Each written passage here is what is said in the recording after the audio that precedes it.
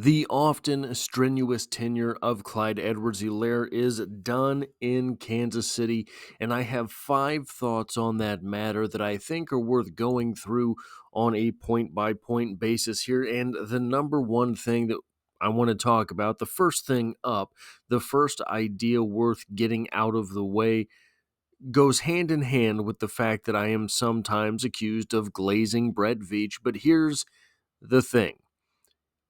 The selection of Clyde Edwards-Helaire was justified at the time. Maybe he has become a bust since. Oh, actually, yes. Clyde Edwards-Helaire was a bust since. But let's look at things, shall we? It was not always clear that was going to be the case. His junior year in college in the SEC, Clyde Edwards-Helaire, 1,414 rushing yards in the SEC for a 6.6 yard per carry average and 16 touchdowns. He added 453 receiving yards. Just the one touchdown on that. Now, unbeknownst to us at the time, his quarterback during that season would go on to be one of the biggest Mahomes rivals, right? So we didn't know that Joe Burrow was going to come into the NFL and be basically an immediate star. So we thought, rightfully so, I would suggest, that Clyde Edwards-Helaire was a big part of that offense. He was a big part of that offense. 1,867 total scrimmage yards with a 6.9 yard average per carry. Very difficult to put up those numbers, very difficult to put up those numbers in the SEC. And if I am accused of glazing Bret Veach, then you should accuse me as well of glazing the SEC. But the SEC is as close to the NFL as it gets without being the NFL. The SEC and the Big Ten right now are the two premier leagues in college football. But this looked like an absolute superstar in the making, did Clyde Edwards-Helaire. And not just that, an absolute superstar in the making in the way that the Kansas City Chiefs wanted to run their offense. Back then, for some reason, we were still under the misapprehension that the Kansas City Chiefs would utilize a screen game. That has not been the case for quite some time. I'm not sure why, but Clyde Edwards-Helaire looked like the perfect guy for that sort of thing. Clyde Edwards-Helaire looked like the perfect guy to sneak out of the backfield and run a wheel route. Clyde Edwards-Helaire looked like the perfect guy to be in the flats for Patrick Mahomes to have an escape route. And, guys, if we look at his rookie season, his rookie year in the NFL, he had 1,100 scrimmage yards, 1,100 exactly scrimmage yards, actually, 803 rushing yards, 4 touchdowns with a 4.4 yard per carry average. That's right at where you want to be. He added on 36 receptions, 297 yards, and another touchdown. Clyde Edwards-Helaire did not have a superstar rookie season in the NFL, and a lot of that production came down to just a few games, if I remember correctly.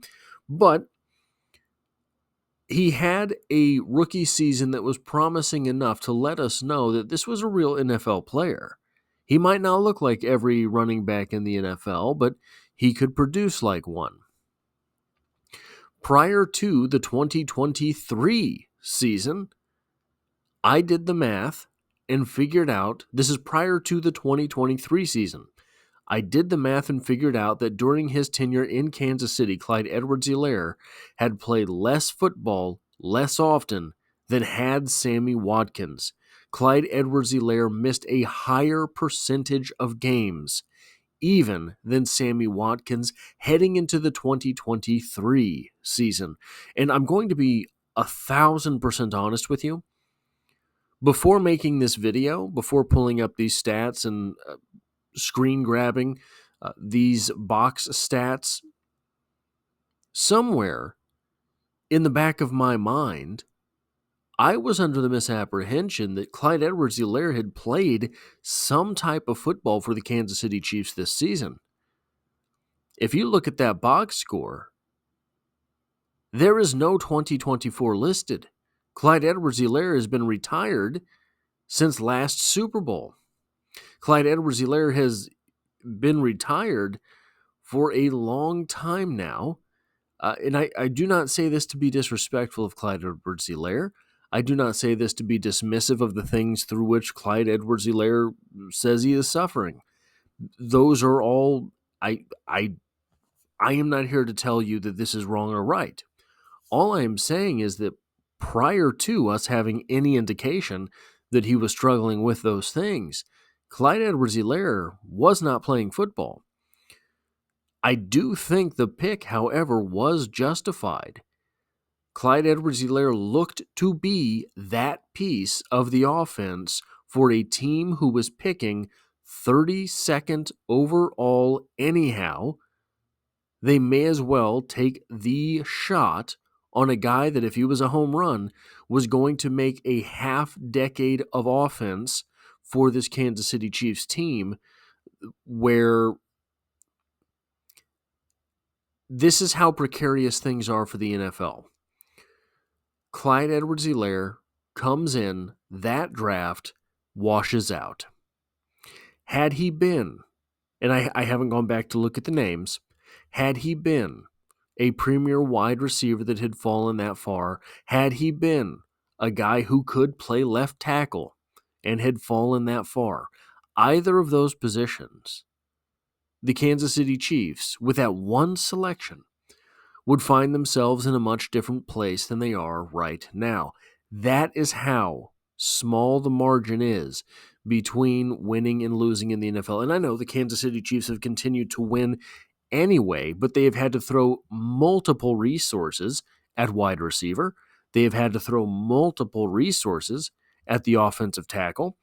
And this is another case where I get accused of glazing Brett Veach. I don't think those things are Brett Veach's fault. Premier wide receiver is one of the least transparent positions in all of football to draft. Very difficult to draft wide receivers. Offensive tackle, left tackle in particular, one of the most transparent. They know those guys. They nail them down, and they take them in the top 15.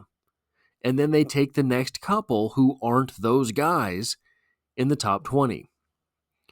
So you're drafting 30th, 31st, 32nd every year. How are you going to get a premier tackle? You're drafting 30th, 31st, 32nd every year. By the time the wide receiver pecking order gets down to you, these are guys that have question marks. So it is just wild. What a difference. If he had even been Clyde Edwards-Helaire as opposed to Clyde Edwards-Helaire, a decent left tackle. He could have even started his career as a decent right tackle. A lot of times, those guys get proficient in the NFL, learn the art of their craft, and move to the other side of the line. If he had been a decent tackle, as opposed to the running back that washed out, think how different things would be. That is the razor's edge of the NFL draft. The number two thing that I want to talk about here is the second most obvious thing going on with this move. Clyde Edwards-Helaire had been on the 53-man roster the entire season, but he didn't dress. He was inactive during game day. We have to assume, therefore, because they're getting rid of a player on the 53, that the Chiefs are making this move in order to bring someone up from the practice squad or to activate someone from the IR, to return someone to the team. I think everyone is kind of under the assumption that this is in order to make Hollywood Brown a Kansas City Chief for the first time since the very first snap of the preseason. So, Hollywood Brown coming back to this team, how does that change things? Guys, I don't know. We haven't seen it. We have the general dynamic that we would have had leading into the season. You have your X-wide receiver. He's not maybe as dynamic at this point in his career as Rashee Rice was in Nuke Hopkins, but Nuke Hopkins generally, I think, although we've seen some drops since Nuke has been a Kansas City Chief, is generally a better catcher of the football than Rashee Rice. So I think that dynamic at the X position is pretty standard. I think that the two are not interchangeable. But I think kind of what you're doing on offense stays the same whether it's Nuke Hopkins or Rashee Rice. That's where it changed. That's where the similarities stop. It seemed to me that Xavier Worthy was brought in to be the number 3 wide receiver. He was going to have gadget plays. He was going to have plays drawn up for him. And much the same way that Rashee Rice in his rookie season, early on, if he was on the field, he was likely to get targeted. He had a high percentage of snap to targets in his rookie season. This kept him kind of underexposed. Xavier Worthy did not get that. Xavier Worthy was overexposed pretty immediately because of the Hollywood Brown injury. Hollywood Brown, I think, would have been the number 1 wide receiver, number 2 wide receiver. And then the Rashee Rice injury really pushed Xavier Worthy up into the point where he was having to get many more snaps than he was, I think, going to have. So, if Hollywood Brown does return, the playbook should actually revert to the same dynamic that the Kansas City Chiefs were planning on coming into this season. What was that dynamic? We don't know. But if it had some type of rhythm to it, this offense might become something less clunky than currently it is. The number 3 thing here, I fully expect the Kansas City Chiefs to draft a running back in the 2025 NFL Draft. I will get to a little bit of why in the next point, but this is, for the draft's sake, an extremely loaded class. PFF has 4 running backs currently listed in their top 30, but basically as first-round prospects. Ashton Jeanty, who is a generational type player. I think Ashton Jeanty is going to be Priest Holmes in the NFL.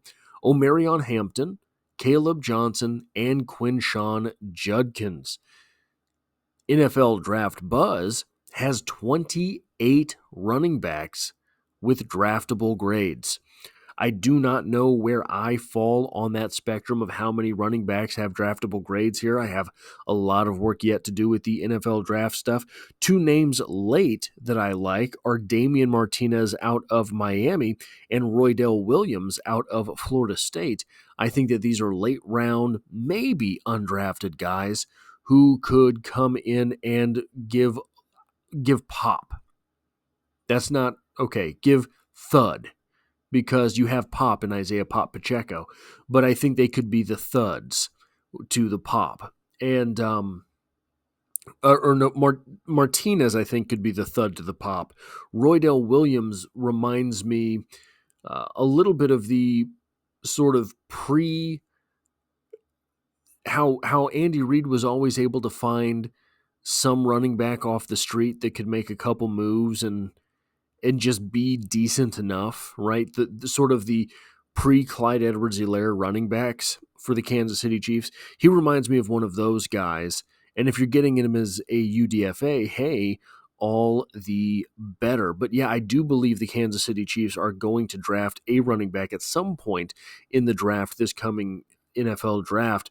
I just don't know where yet. I don't know. It's a very deep running back class. It's a pretty good offensive tackle class. It's a deep defensive line class. And you know Brett Veach loves to add to the defensive line. There's a few good corners. There's a few premier corners, and I think there's quite a few good corners. So this is kind of shit. And the wide receiver class is weird. I don't know. I'll have to spend a lot of time looking at those guys, but the wide receiver class is pretty weird. So anyway, yeah, that's kind of, it's shaping up to be a draft that has a lot of players at a lot of positions that the Kansas City Chiefs are likely to want. So here's why I think that the Kansas City Chiefs are going to draft at least one running back, probably just one running back, in the upcoming draft. 2025 is Isaiah Pacheco's last season under contract. Samaje Perine and Kareem Hunt are on one-year deals this season. And Carson Steele is on a 3-season UDFA deal, but this is season 1. So even Carson Steele will be down to 2 seasons at the conclusion of this year. So the need for running backs is kind of constant in the NFL, and it seems to be something with which Brett Veach is comfortable making a constant need on his roster. Brett Veach seems to kind of understand that the running back position in the NFL is particularly combustible, and he likes to have a lot of new NFL talent on his roster because of that. New NFL talent on his practice squad because of that. Remember, there were 3 UDFA running backs, I believe, on the roster this year. On the 90-man roster this year. So that's a lot of players to bring in at one position when you didn't really necessarily have a whole lot of need at the position. It didn't look like heading into the season. So I do think that Brett Veach is going to continue to I think Brett Veach is going to continue to bring guys in. And the last thing worth talking about here, in my opinion, is this. Clyde Edwards-Helaire is gone. He was drafted in 2020. Isaiah Pacheco remains. Isaiah Pacheco, the Chiefs' starting running back, was drafted in 2022.